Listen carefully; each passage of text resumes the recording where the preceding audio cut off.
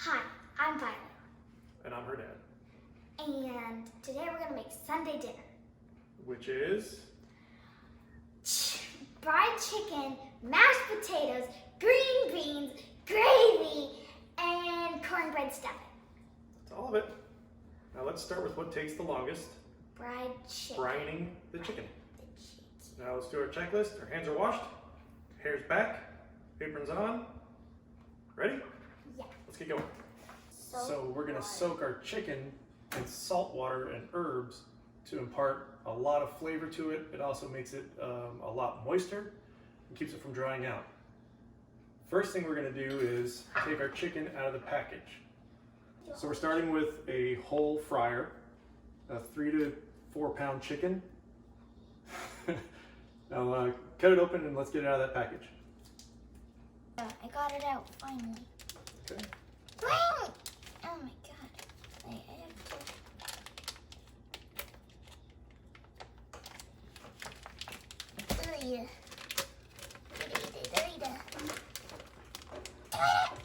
Oh my god.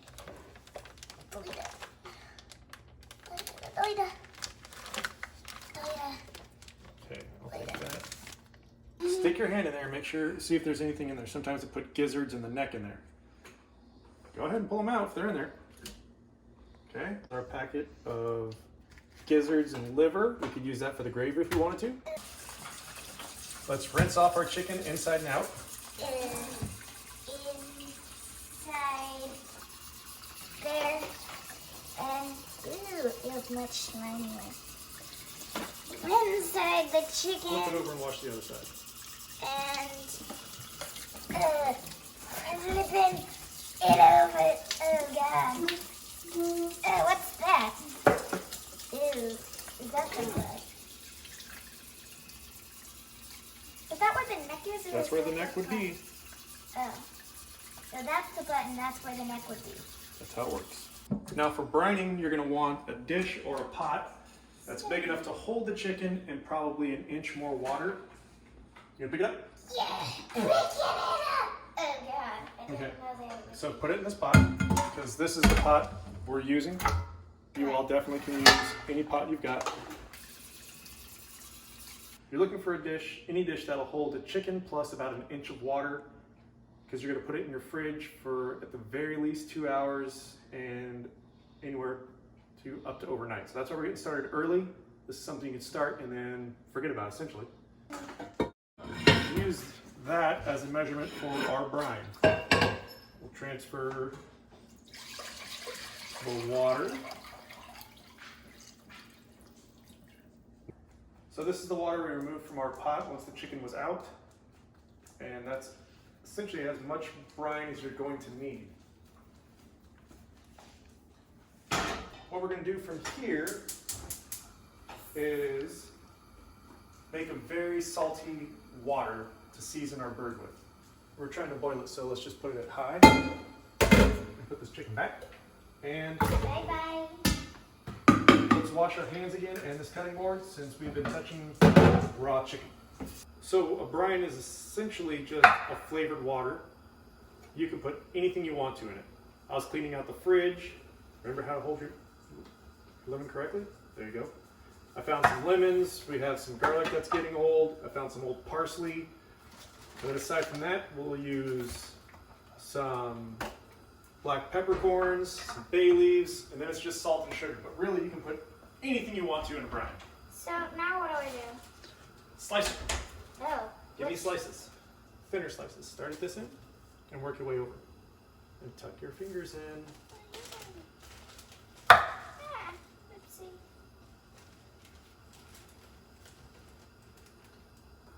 Again, when you are cutting anything, one, use your sharpest knife. That means it can slice through a tomato. Yep. And what's the best way to hold something? This. Yeah, use a claw. You tuck your fingertips underneath your knuckles so that you never, hopefully, slice your fingertips. The side of the knife can rest against your knuckles and never touch your fingertips, because the only part of the knife you have to worry about is the edge. always best to cut at waist level. Tuck your fingers. There you go. So if you feel like you're done cutting on that, then stop. Are your fingers tucked in?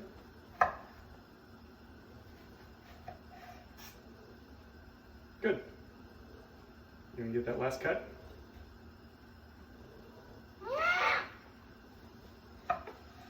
Oh, I did. Okay, good. Okay. Put the lemons into the pot. I just don't want to splash myself, lemon. More lemon. We're using some of our old garlic. Don't chop it, just smash it with the flat of the knife. Oh, yeah. Oh, you got too much piled up, so it's going to be hard. There you go. Just using the flat of our knife to smash our garlic. It's not going to work if the handle is still on. Then you just apply pressure until it smashes. We use just a handful of garlic cloves. You can use as much as you would like, or none. One other thing, never catch a falling knife. Just let it hit the ground. That's why. There you go, that was a good smash. We put our chicken back in the fridge to hold it while we're making our brine. I just crushed all of our garlic. Now here's some bay leaves, throw it in there. You throw it all in here. Hold your hand out. We're going to use some peppercorns, maybe a teaspoon worth. Throw that in there. Here's some old parsley. Throw that. Well, I thought we should chop it. No need to. Okay. Now we're not actually going to keep any of this stuff when we bake the chicken. This is just to flavor the water. So let's put this in the pot.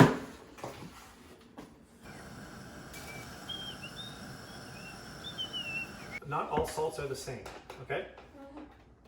What we have with us today is a fine sea salt, which is going to be very salty. If we had a kosher salt, it's less salty, and that would be better for this. But you use what you have. Why don't you give me a quarter cup of salt?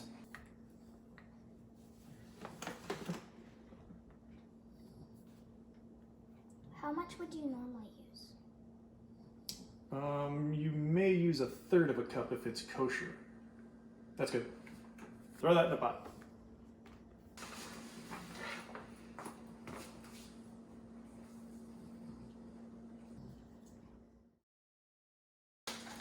Now let's use twice as much sugar as we did salt. What we have today is brown sugar. So that's what we're going to use. What about that? It's also brown sugar. So let's get us a half cup of brown sugar.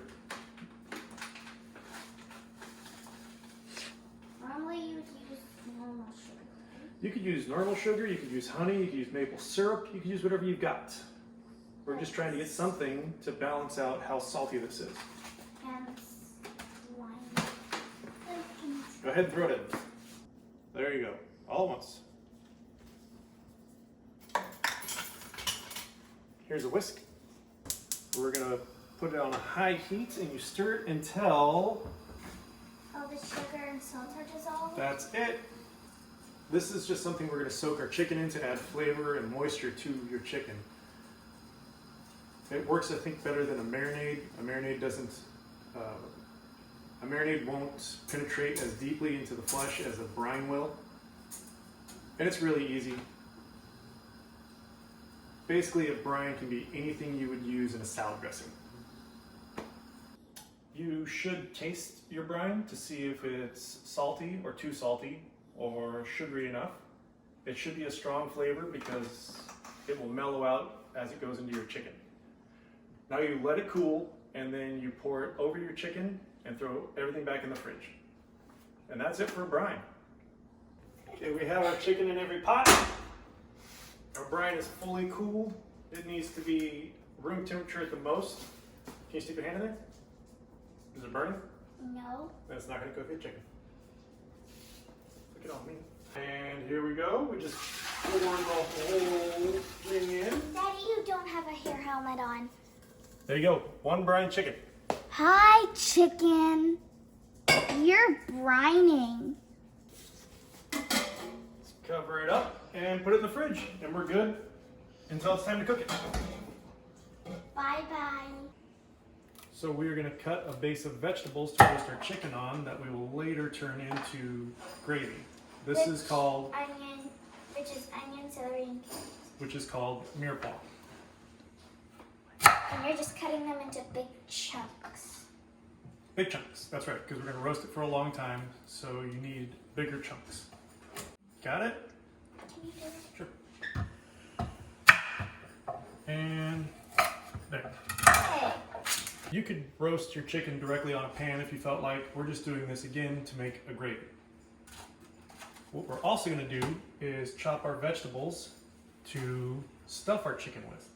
Why don't you pull the label off of that and that.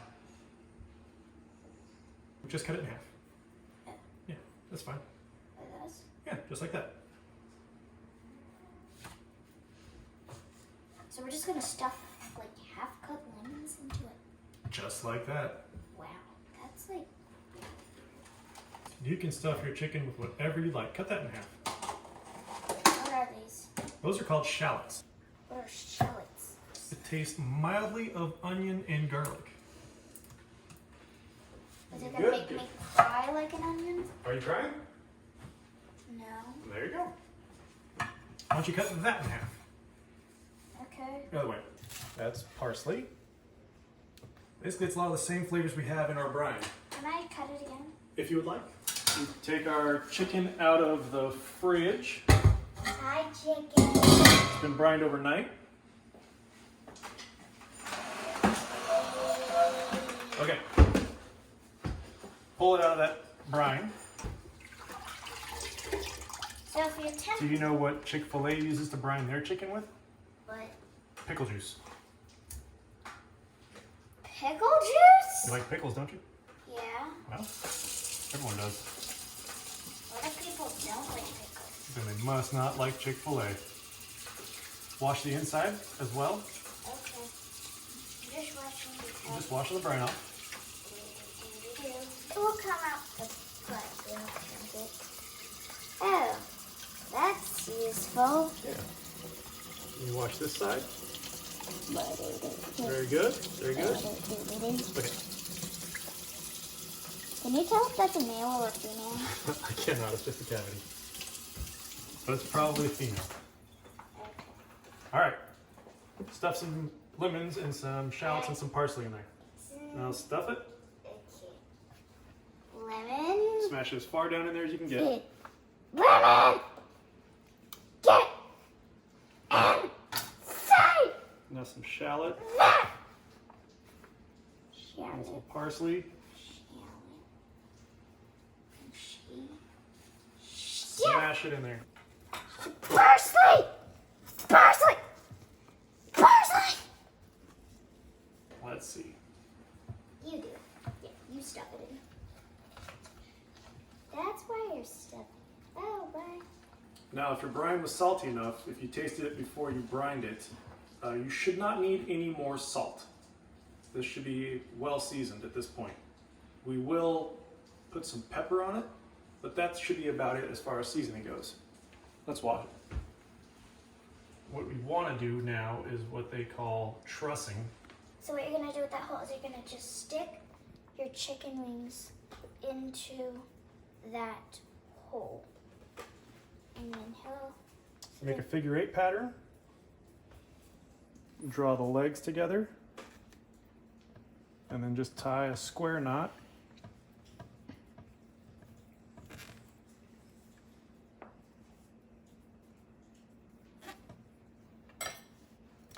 There you go, your chicken is trussed. Our chicken breast side up, because it takes the longest time to roast. Onto your roasted vegetables. or your vegetables that are going to be roasted. Yes, thank you. Remember to wash your hands after every time you touch raw chicken. This is still a very cold chicken. You want it to come up to at least room temperature, so you let it sit out. Whoopsie? A little bit of whoopsie, that'll be okay. That's a lot of pepper. Yes, so we're gonna reset this. I accidentally spilled all of the pepper because he didn't screw the lid all the way back on. And I spilled it all over the pan. Which isn't that big of a deal. All right, vegetables back on our tray. Chicken is on our vegetables. You want it to come up to room temperature because you don't want to roast anything cold. The meat gets really firm and tough as it chills, so you want it to relax and cook at an even speed, so you bring it up to room temperature. Now's the time when we can turn on the oven. Let's get the oven set to 450.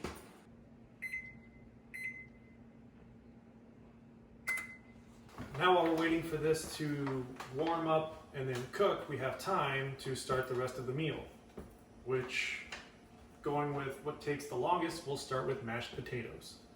Okay, for mashed potatoes, we have russet potatoes, butter, salt, milk, but I also found buttermilk, so we're going to use that today, and a pot with water. Because you always want to cover up your potatoes once they're peeled, otherwise they turn black. So, first things first, let's start peeling potatoes. You're going to use a potato peeler. Daddy, does a carrot peeler also work for a potato peeler? It will work. I'm going to use a knife. Yeah, because he knows how to use a knife.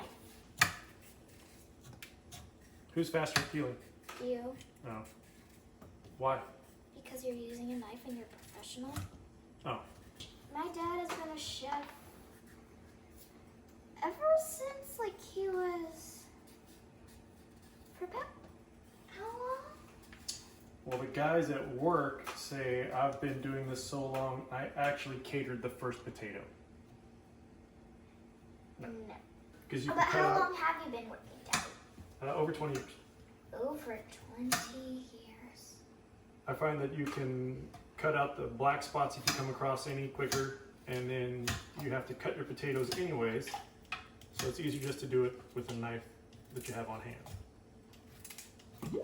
It's obviously safer to do a peeler and then come back and cut it. So kids, definitely start with a potato peeler and then work your way up to a knife once you feel your skills are good enough. I like potato peeler. Then stick with it. Takes longer, at least it's safer. You want all your potatoes to be cut roughly into the same size so they cook at the same speed. So when did you start cooking? I got my first kitchen job when I was 15. And now you're 42. Now I'm 42. That's a young time. Use your correct grip on the potato. There you go. Tuck your thumb in. Okay, all of it goes in the pot.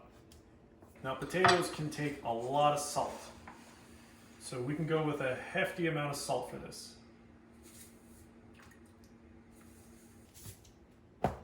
All right. Let's put it on a medium-high heat and bring that to a boil. Our potatoes are done. You can tell because when you stab them, they break apart.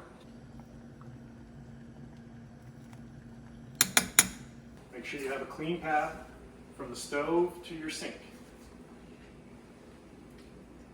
That includes you, Charlie. Come here, Charlie boy. Come here. Come here. Or that kind of. Can we drain it? Drain it. Go and get me a stick of butter from the fridge. Okay, you want to mash them? Yeah. Okay, get your Where's chair. the masher? Get your chair. Where's the masher? We don't necessarily have a masher, but we have this whisk. So you're going to use a whisk. The point of this is to use what you've got. And so what am I going to do? Give it 1 second. Give it 1 second. Don't mash anything yet. Yeah. We're going to throw some cold butter in there. And then mixture yet. Well, you can just put a lid on it and let the butter melt. Butter. 1 butter. 2, 3. Why so much butter? Because it tastes good and that's what people like. Especially chunks. People normally season mashed potatoes with is, of course, salt and pepper. If you have normal black pepper, that'll be fine. We have white pepper, which just means it doesn't show. And a lot of people like to put a little bit of granulated garlic in there. Garlic powder. Yeah. So, let's see where we're at. Perfect for mashing. Mash it up. Like this? That's a good way of mashing. And the amount of butter to use is really up to you. We used a stick of butter. We like butter. Because we like butter.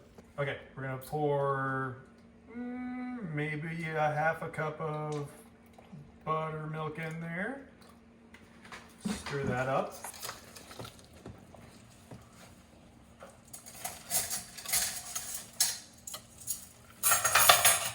What do you think?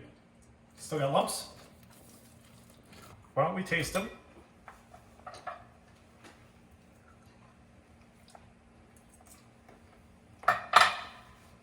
Maybe some salt.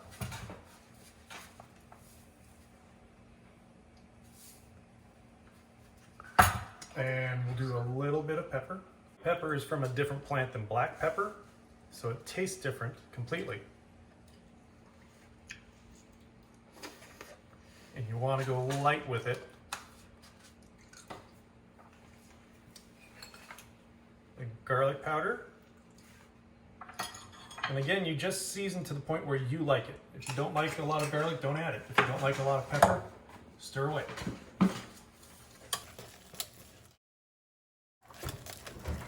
Pretty lump-free. What do you think?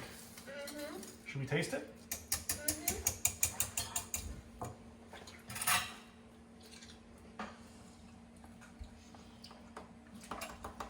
You like it? There it is. Mashed potatoes. Now we're putting our room temperature chicken into the oven at 450 degrees. So how long are we gonna cook it? 15 to 20 minutes at this temperature. Then we're gonna drop it down. So let's set a timer for 20 minutes. And then how much are we gonna drop it down? Then we'll drop it down to 350. And then how long will we cook it? Probably another 20 minutes. That's the chicken. And while we're waiting for that to happen, We can do green beans. we can do green beans. All we're doing to clean green beans is pulling this end off. We can throw the stem part into our Those two compost bowl. stem parts. Oh, this. Yeah, it's where it grows off the vine.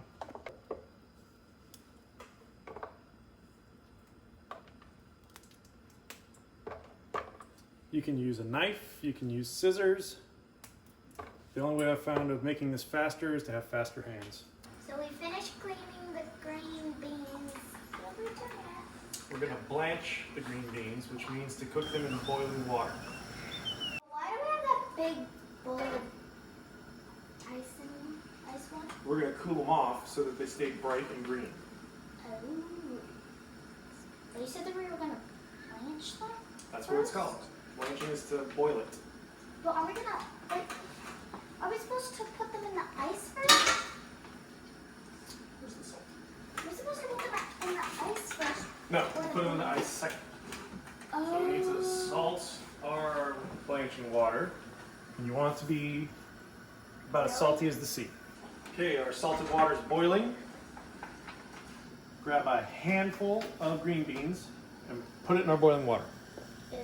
You want to do small batches of this. One more handful. Now it's going to turn a brighter shade of green. That's enough. You want them all cooked at the same time? Okay, and you're going to transfer them to this bucket of ice water. Give them a little stir.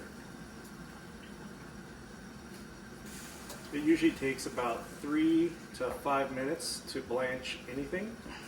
What does that mean? It takes about 3 to 5 minutes in the water for it to cook. but that's just a matter of how well you want your green beans done. I like to cook it just enough so that it gets sweet, but not so much that all the flavor's cooked out.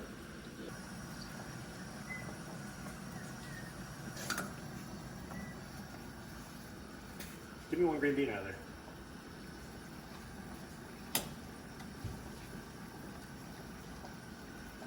Okay, these are still hot. She's like a green bean, like a hot one. Still needs a little more time.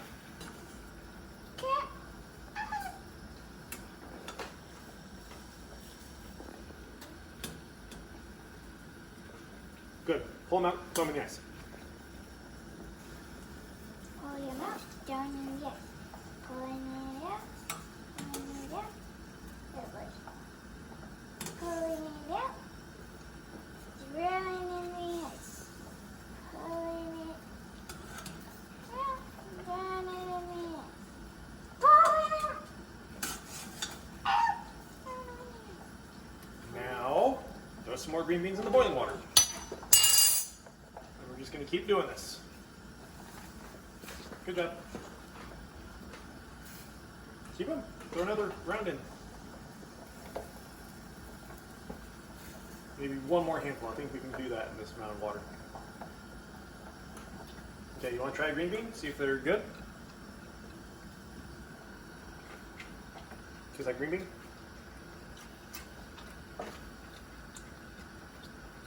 I just like a little bit more salt.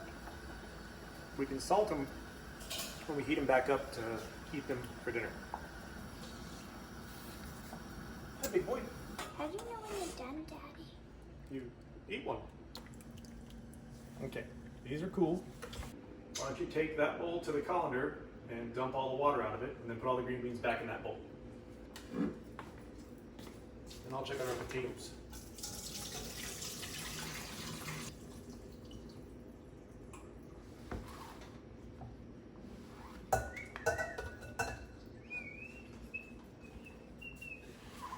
Good job. And now we are continuing on to cornbread stuffing for our chicken. Ready? Let's go. This is really just a way to burn out our leftover cornbread. So we have our old cornbread, which has been staling, pretty rough now. We're gonna put some sausage in. You can use andouille, you can use smoked sausage, you cannot use sausage at all if you don't want to use it. And then we're gonna do what they call the Holy Trinity, which is, for Cajun food, bell peppers, celery, and onion. We might need a little butter or olive oil, maybe some chicken stock, and then seasonings that we have. The first thing we're gonna do is chop all of our ingredients. So let's cut our sausage long ways. Even if you have, For you're using it, yes. Cut your sausage long ways first. It might be easier if you cut it in half first. There you go.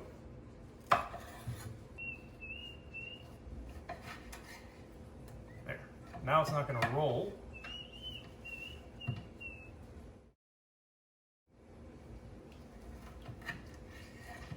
Okay, now give me half moon. half moons like this. That's a half moon. Here.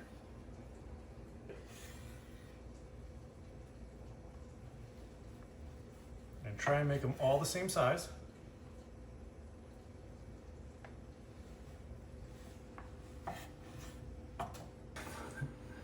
I would cut them the same size you already did.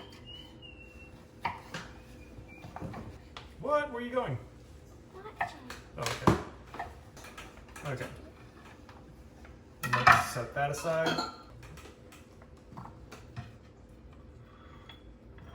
Sausage in the pot. All right. The best way to cut a bell pepper. One, let's get our stickers off. Red bell peppers are going to be sweeter than green.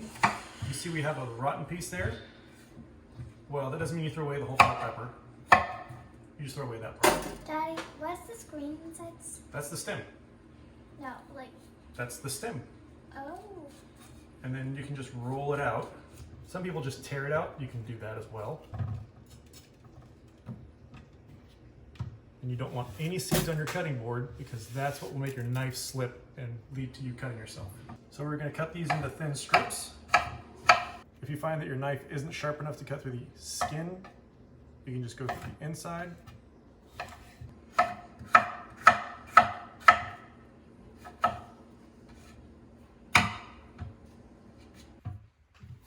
There it is.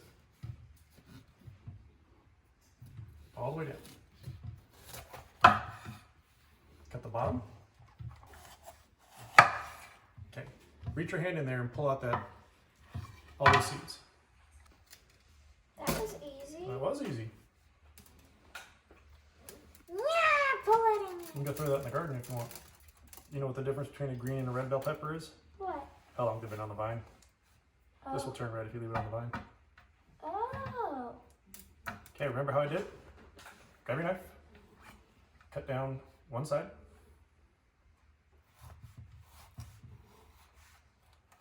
There you go. Now, be a little stronger with your grip and a little stronger with the knife, and that way it won't slip.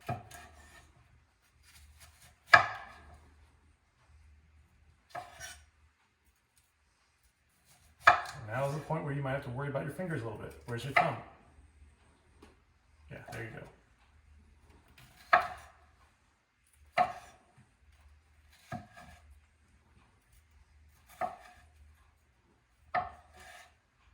And last cut. Good job. Just cutting the onion for julienning. Julienne is a stick. Just bring your knife down like that, and you're gonna get sticks.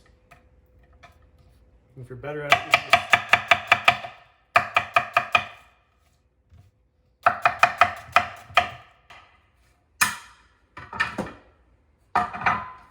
Onions in a bowl. Let's see if we can wrestle Violet up for celery. Now, celery grows in sand or loam. So we start off by chopping both ends off. Hold the knife correctly.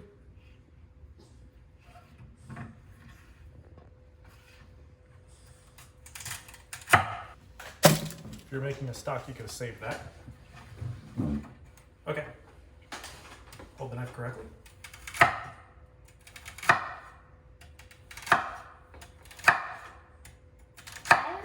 Into the stuffing because it's part of Trinity, and this is a Cajun recipe, and most Cajun recipes have what's called the Trinity in it, which is celery, bell peppers, and onions. Oh. Usually in equal parts. And it's a good idea to cut all of your vegetables to the same thickness with the intent of them cooking all at the same speed.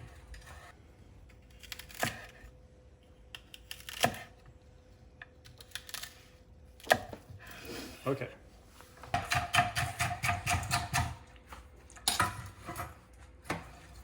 All right, everything is prepped. So now we're gonna go turn on our stove to medium. What's this one? Come on over, give me a chicken. Charlie. Good job. We're gonna try and saute this and get a little bit of the fat out of it. What does that mean? It means that sausage, you can see, is filled with fat. These white chunks are fat.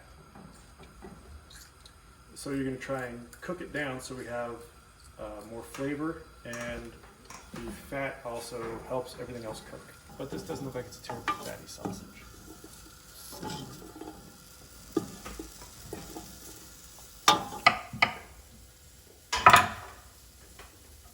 Let's throw some butter in there to help it along.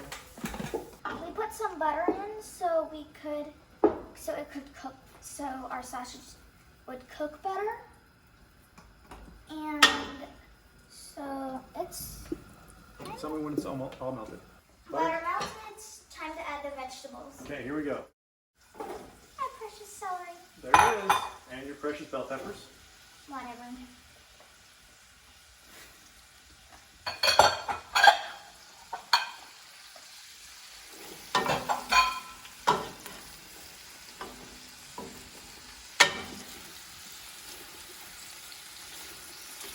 We're gonna cook it until the onions turn translucent.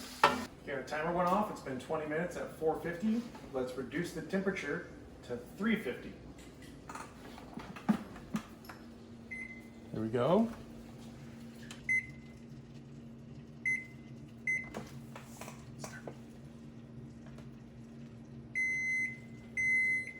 Now it's time to add the cornbread. We'll do it, just crumble it in there. Yeah, get in there. Now, you didn't like this cornbread. Why?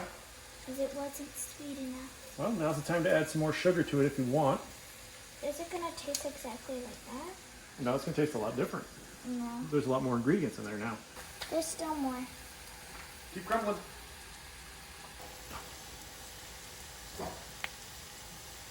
Throw the rest of that in there.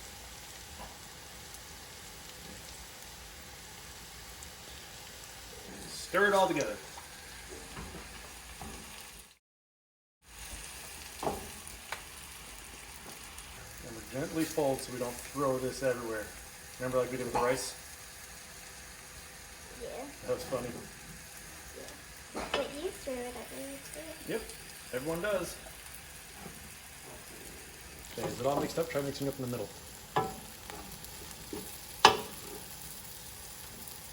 So now would be the time, why don't you grab a fork and we'll taste it. Get 2 forks. What do you think it needs? Dry. Ooh. What do you want to add to it? Pepper. You need some pepper? At this point, can you just put whatever you want in it? Throw that sugar in there. Daddy, I'm asking you a question. Yes, I can. We're doing it. Oh, so at this point you can just add whatever you want in it? That's it. That's Now, cool. cornbread tends to be dry, which is why we added so much butter. It's still dry. So we're gonna add some chicken stock. I wouldn't really call that some chicken stock. It's definitely not some. Okay, give it a stir. I just poured enough so I could see it at the bottom.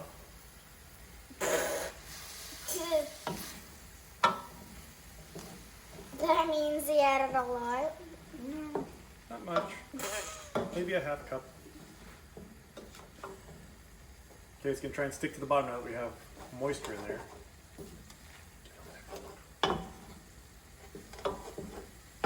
Good? Mm-hmm. Well, then we're done. Turn the heat off. Cornbread stuffing. We have a new thermometer, an instant read. I generally want to calibrate them just to make sure that they actually do read true. And the way we can do that is, what temperature does water boil at? 212 at sea level Fahrenheit, correct. So we have some boiling water. You put your thermometer in there.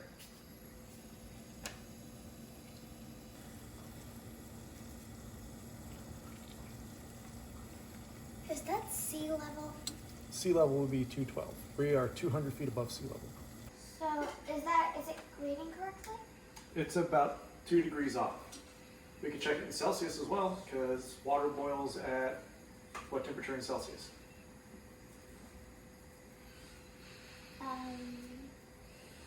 100. It freezes at 0 and boils at 100 in Celsius. Because Celsius was designed around water. And it seems that here we are 98.9. How much is that? It's about 1 degree Celsius off what we need to be. So yeah, 2 degrees. 92.5 Fahrenheit. Well, that is nowhere close to where we need to be. Really? Yep, you can also check right here, see where we're at.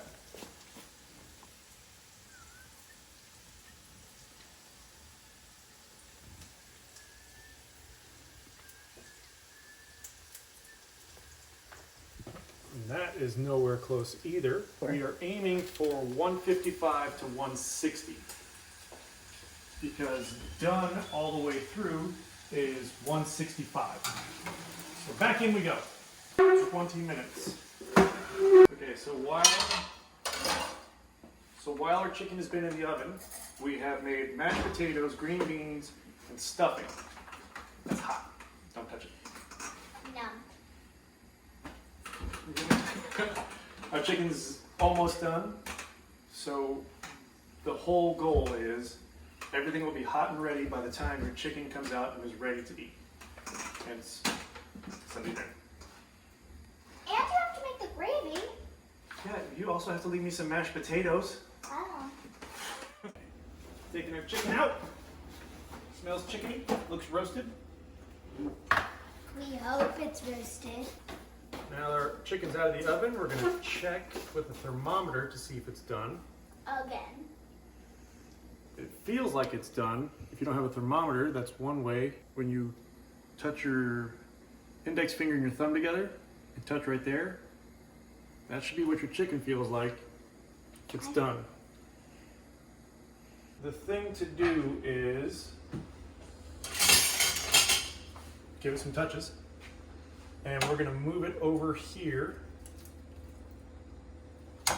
and just leave it alone for at least 15 minutes. While that's going on, we can start our gravy. Does it smell good? We put our roasted vegetables and our chicken juice in a pot. Go vegetables fly. Yeah. Well, root and kind of vegetables. 2 roots and kind of a vegetable.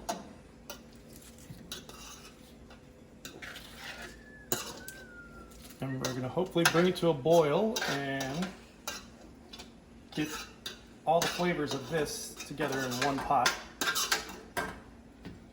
And that should give us, after we thicken it, chicken gravy. A little chicken stock. And turn this on. How high? High. Okay, we're gonna bring this to a boil. Then remove the vegetables and thicken this, and that will give us chicken gravy. What about, are we going to have anything else on that? Well, yeah, we can taste it and see what it tastes like, and then adjust it to there. Like salt? Maybe it might need salt. Okay? That's it. Let it boil and reduce a little bit, and then we can strain it out. Well, this could be a gravy. It's more of a jus, because I don't have any thickener. What's a jus? Jus is just the juice that comes out of your meat. If we thicken this, we would have a nice gravy, but I'm out of cornstarch, and I don't think we want any more butter in anything, No. so we're not going to make a roux. Big gravy? Taste it. That's how you make a jus, J-U-S. And how would you make a... If you wanted it to be thicker, you could add a thickening agent, cornstarch, a slurry, or a roux, and turn that into gravy. Got it? That'll work. All right, let's make a plate. Sunday dinner.